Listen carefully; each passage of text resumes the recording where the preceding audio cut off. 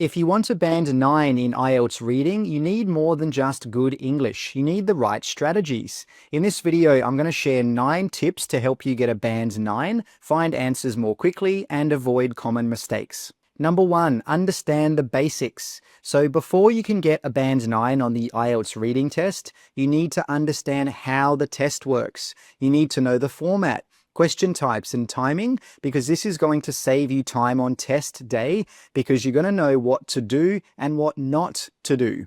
So here are some of the basics. The test is 60 minutes in total, and you will have to read 3 passages or sections. There are 40 questions for you to answer, and you will not have time at the end of the test to transfer your answers. Now, when it comes to the academic and general training reading tests, they are slightly different. In the first part, in the academic test, you have 1 passage to read, whereas for general training, you will have 2 shorter texts to read. For the second part, academic, you will have 1 passage to read again, and general training, you will have 2 shorter texts to read again, which will be about work. And finally, in the last part, in the academic test, you have 1 passage to read again, and for the general training test, you will have 1 long text to read. 2. Understand the question types. There are 11 main question types in the reading test, and each one requires a different strategy to answer it in the fastest and most effective way possible. So let's pretend you get this question or this set of questions in your real reading test and you've never seen anything like this before. Well, you would have to waste time thinking about what you need to do and how to do it. But if you know how to answer each question type before you go into the test, you're going to save time and you're going to be able to find the answers much quicker. 3. Understand which questions come in order. This is one of the most important things you can do to help you know where to look and where not to look for the answers in the reading test. Now, you might be thinking, Shane, what do you mean by come in order? Well, let me show you. As you can see, we have 3 questions on the right-hand side and then a short passage on the left. Let's pretend that we're looking for the answer to question 1, and we find it here in the red rectangle at the top.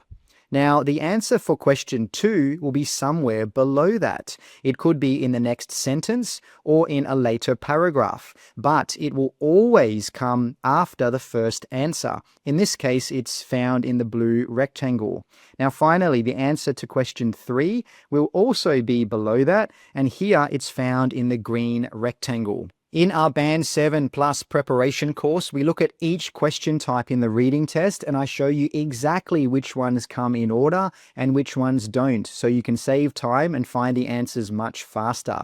If you want to learn the full strategy, check out the link in the description. Number 4, beware of traps. IELTS reading has tricks and traps to try and get you to pick the wrong answer. If you're not aware of them, you may end up choosing the wrong answer, and this is going to reduce your band score. So this is the first trap, paraphrasing.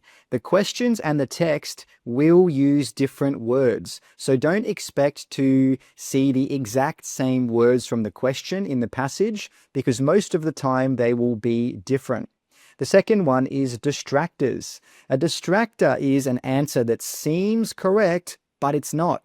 These are designed to trick you, so read carefully and don't just choose an answer because it has the same words as the text.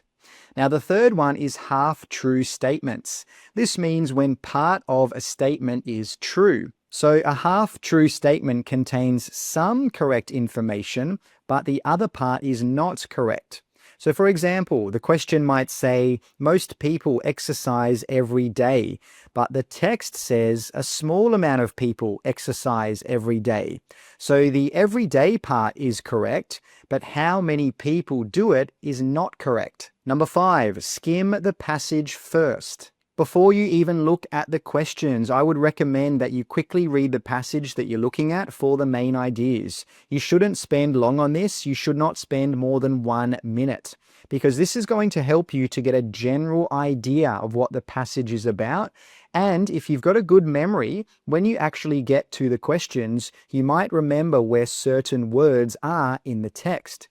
Now, some people say you shouldn't skim, but I disagree. I think you should read the passage very quickly. And like I said, you shouldn't take longer than 1 minute. Ideally, it should take you about 30 seconds, but it's really up to you. Try skimming before you look at the questions, and try not skimming at all, and just see which works best for you. So here is a very short passage which has 3 paragraphs. Just quickly pause the video and skim these paragraphs and think about what the main ideas are. Well, if you had a chance to do that, you would have seen that the first paragraph is talking about board games being a form of entertainment for centuries. So it's just some general information about board games. The second one, or the second paragraph, is about one reason for the increase in popularity.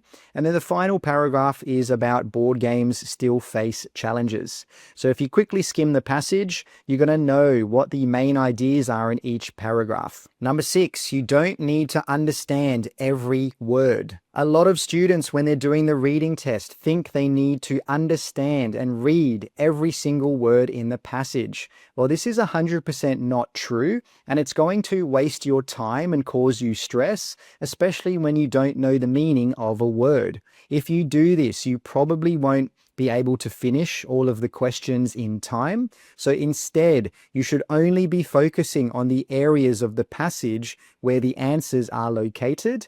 And if you do happen to see a word that you don't understand, you've got 2 options. So if you don't know the meaning of a word, ask yourself, will knowing the meaning help me get the answer right? If the answer is no, well, you don't need to worry about that word. It doesn't matter. It's not important. Don't waste your time on it. However, if knowing the meaning will help you get the answer right, well, you need to guess the meaning. Try to guess the meaning by looking at the context, and that means looking at the words before and after the word that you don't know the meaning of. Number 7, time management and speed. So I always tell students about this and they don't seem to understand. So let me explain it very clearly. In the reading test, you have 60 minutes. You have 3 passages you need to read, and you have 40 questions that you need to answer. That means, on average, you need to answer 1 question every 90 seconds. And that 90 seconds includes skimming the passage, reading the instructions, reading the questions, finding the answers, checking if your answers are correct, checking your spelling. So there's a lot of things you need to do, so you need to work quickly. But that doesn't mean rushing and making mistakes. You should do things quickly, you should do things with speed, but you should still aim for accuracy and high quality. 8, spelling. This is one of the most common mistakes which can often result in students losing half a band or even more than that. In the reading test, you must get the spelling correct. It doesn't matter if you find the correct answer. If you don't spell it correctly, you won't get the mark. Here are 5 common examples of spelling mistakes. The first one is accommodation. Accommodation needs to have double M. The second one is separate. After P, you need to have an A, not an E. The next one is receive. Receive is spelled with a C-E-I, not C-I-E. Occurred is another one. Occurred needs double R. And the last one is necessary. You only need 1 C after the first E. Number 9, if you don't know, just guess. For a lot of questions in the reading test, you simply have to pick a letter or decide if something is true, false, or not given. So if you don't know, just guess, because you may get the answer right. And if you do guess and get it wrong, don't worry, because you do not lose any marks. So let's pretend you get some multiple choice questions like this and you don't know the answer. Well, just guess. Just write or type a letter. You do not lose marks for wrong answers. Let me say that one more time. You do not lose marks for wrong answers. Just knowing these tips isn't enough. You need to practice them the right way. If you want a step-by-step guide on how to answer every question type in the reading test and how to get a band 7 or higher in the IELTS test, check out our full preparation course. The link is in the description below. And if you're looking to improve your listening skills, check out this video right here. See you next time and good luck with your studies.